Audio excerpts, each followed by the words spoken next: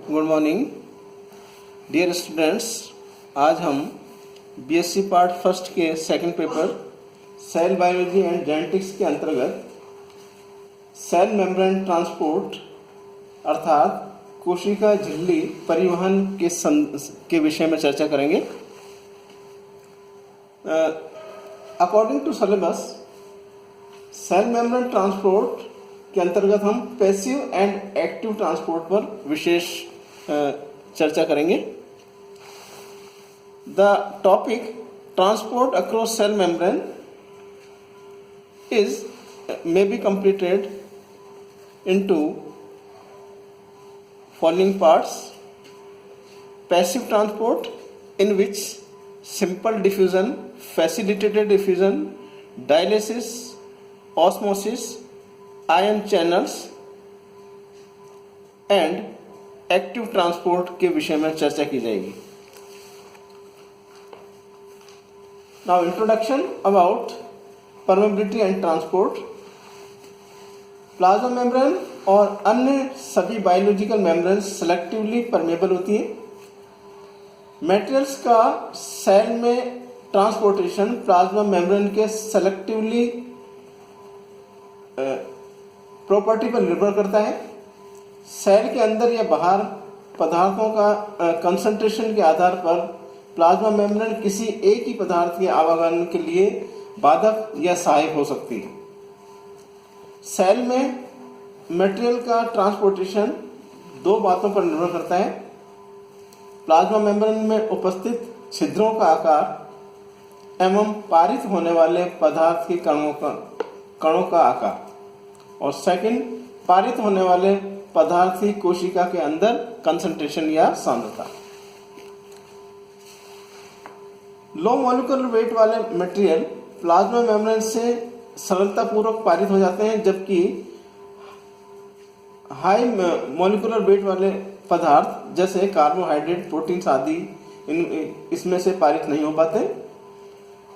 Cell के अंदर पदार्थों का ट्रांसपोर्टेशन मुख्यतः दो विधि द्वारा संपन्न होता है: passive transport and active transport. Passive transport के अंतर्गत अर्थात निष्क्रिय अभिगमन के अंतर्गत विभिन्न पदार्थों के अणु अधिक सांद्रता वाले क्षेत्र से कम सांद्रता वाले क्षेत्र की ओर प्लाज्मा मेम्ब्रेन से पारित होते हैं। इस क्रिया में पदार्थों के अणु सांद्रता प्रवणता अर्थात कंसंट्रेशन ग्रेडियंट की दिशा में कार्य करते हैं। क्योंकि इस क्रिया में ऊर्जा का उपयोग नहीं होता, इस कारण इसे पैसिव ट्रांसपोर्ट या निष्क्रिय अभिगमन कहते हैं। निष्क्रिय अभिगमन मुख्यतः 5 विधियों द्वारा संपन्न होता है: सिंपल डिफ्यूजन अर्थात सरल विसरण, फैसिलिटेटेड डिफ्यूजन अर्थात सुकरण या निर्विघ्न विसरण, डायलिसिस, ऑस्मोसिस अर्थात परासरण एवं आयन चैनल्स।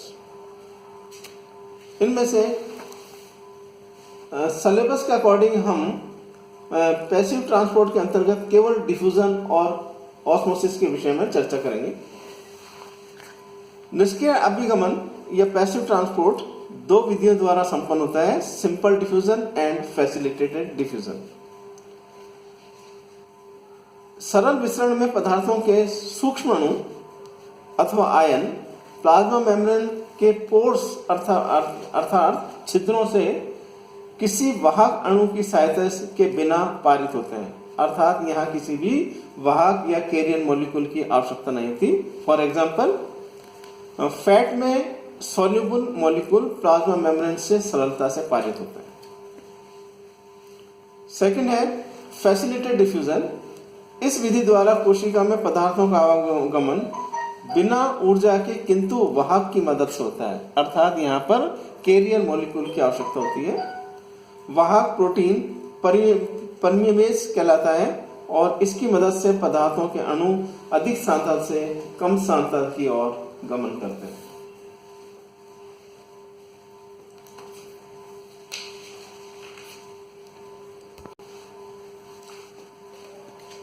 झिल्ली के द्वारा विभिन्न अणुओं एवं आयनों का सामान्य विसरण कई विधियों द्वारा संपन्न होता है, जैसे diffusion of water soluble substances. इसमें प्लाज्मा मेम्ब्रेन के छिद्रों से हाइड्रोफिलिक एंड अर्थात जल स्नेही एवं छोटे आकार के मॉलिक्यूल परिवहित होते हैं। Second, diffusion of ions. Potassium chloride and bicarbonates आदि आयनों का परिवहन इलेक्ट्रिकल ग्रेडियंट के अनुरूप होता है। Next, diffusion of fat soluble substances. Plasma membrane के पोर्स या छिद्रों से वसा में घुलनशील पदार्थ विसरित होते हैं।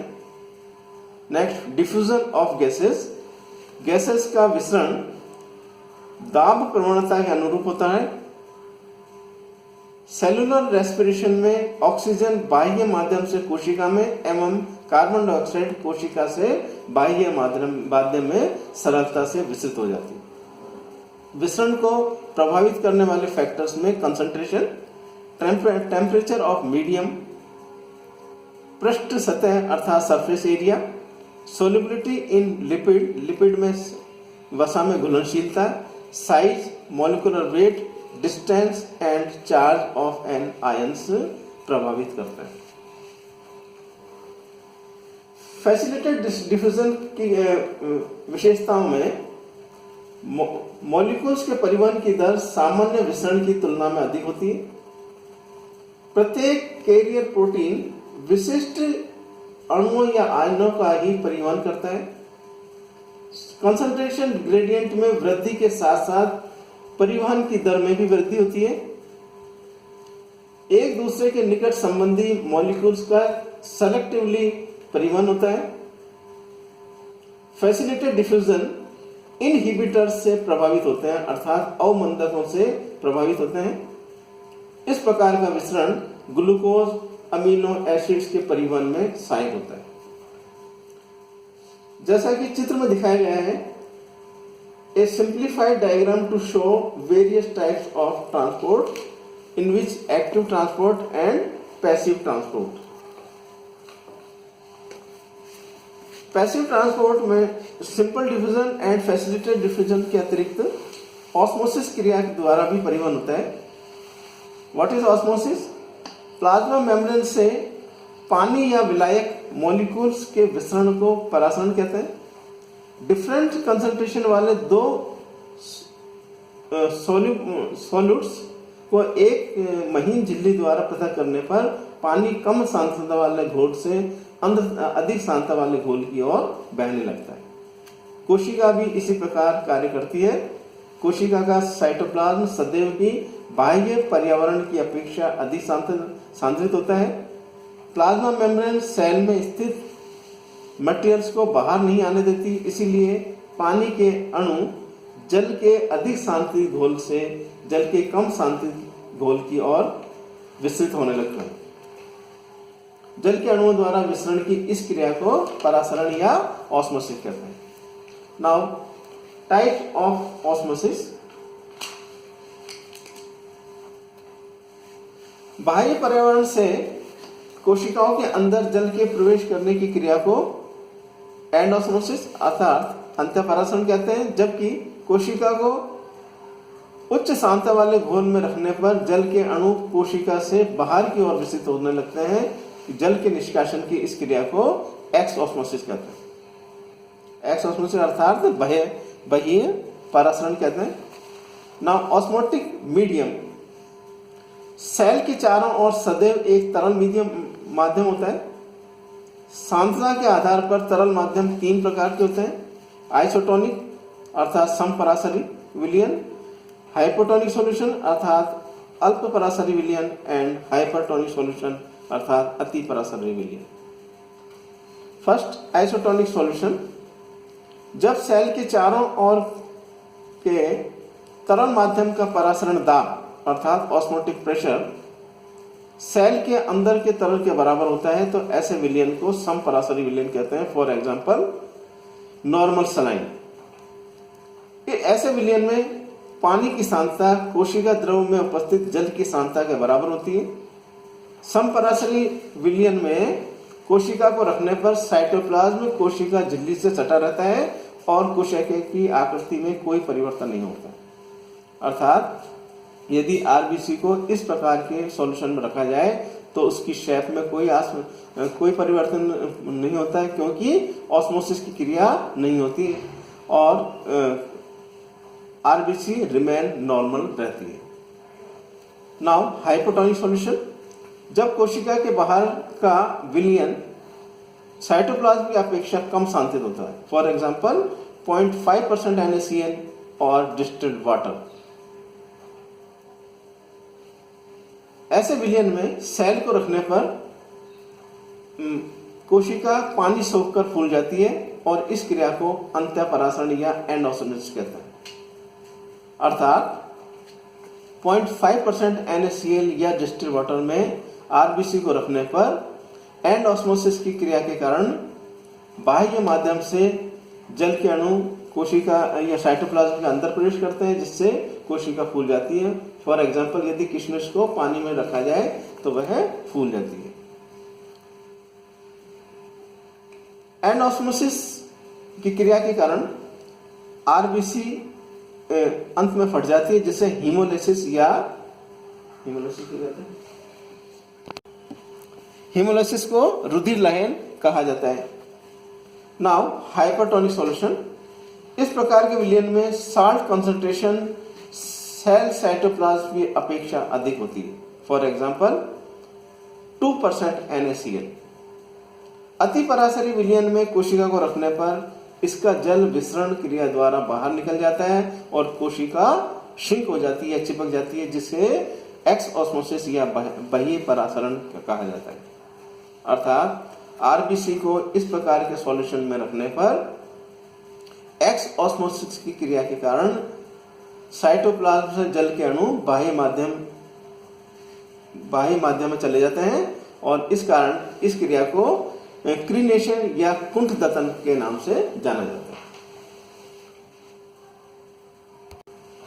Now second, active transport. इस मेथड में मॉलिक्यूल्स या आयंस की गति सांद्रता शक्ति के विपरीत दिशा में होती है। अर्थात अणु कम सांद्रता वाले क्षेत्र से अधिक सांद्रता वाले क्षेत्र की ओर गति करते हैं। सक्रिय अभिगमन में अणुओं या आयनों की गति के लिए ऊर्जा की आवश्यकता होती है, जिससे वे फोर्स ऑफ डिफ्यूजन अर्थात विसरण बल के प्रभाव को नष्ट कर सके। अणुओं के प्रसरण की यह क्रिया सक्रिय अभिगमन कहलाती है, क्योंकि इसमें गति के लिए ऊर्जा की आवश्यकता होती है। सक्रिय अभिगमन में आयंस एवं मॉलिक्यूल्स का परिवहन सांद्रता प्रवणता के विपरीत होता है। अर्थात इसमें आयंस व मॉलिक्यूल्स का परिवहन निम्न सांद्रता से उच्च सांद्रता की ओर होता है। विसरण के दबाव को उदासीन करने के लिए एटीपी की आवश्यकता होती है। फॉर एग्जाम्पल कोशिका के अंदर सोडियम की मात्रा को कम रखने के लिए सोडियम आयन सांद्रता प्रवणता के विपरीत बाहर की तरफ परिवर्तित होते हैं। इसी दौरान पोटेशियम आयन बाहर से कोशिका के अंदर परिवर्तित होते हैं, जिसे सोडियम पंप कहा जाता है। जैसा कि चित्र में दिखाया गया है कि कैरियर मॉलिक्यूल अर्थात ट्रांसपोर्टेंट मॉलिक्यूल के साथ संयोजित होकर कैरियर ट्रांसपोर्टेंट कॉम्प्लेक्स का निर्माण करता है। वाहक अणु या कैरियर मॉलिक्यूल प्रोटीन, लिपिड या एंजाइम्स हो सकते हैं। फॉर एग्जाम्पल सोडियम आयन के सक्रिय परिवहन हेतु मैग्नीशियम एक्टिवेटेड एटीपेज वाहक का कार्य करता है। परिवहन हेतु ऊर्जा एटीपी द्वारा प्रदान की जाती है। सोडियम आयन बाहर की तरफ कैरियर मॉलिक्यूल से संयोजित होकर अस्थायी कॉम्प्लेक्स का निर्माण करते हैं, जिसे प्लाज्मा मेम्ब्रेन के भीतर की तरफ ले जाया जाता है और सोडियम आयन को निर्मुक्त कर दिया जाता है। कैरियर मॉलिक्यूल को ट्रांसलोकेज अथवा परिनेज कहते हैं।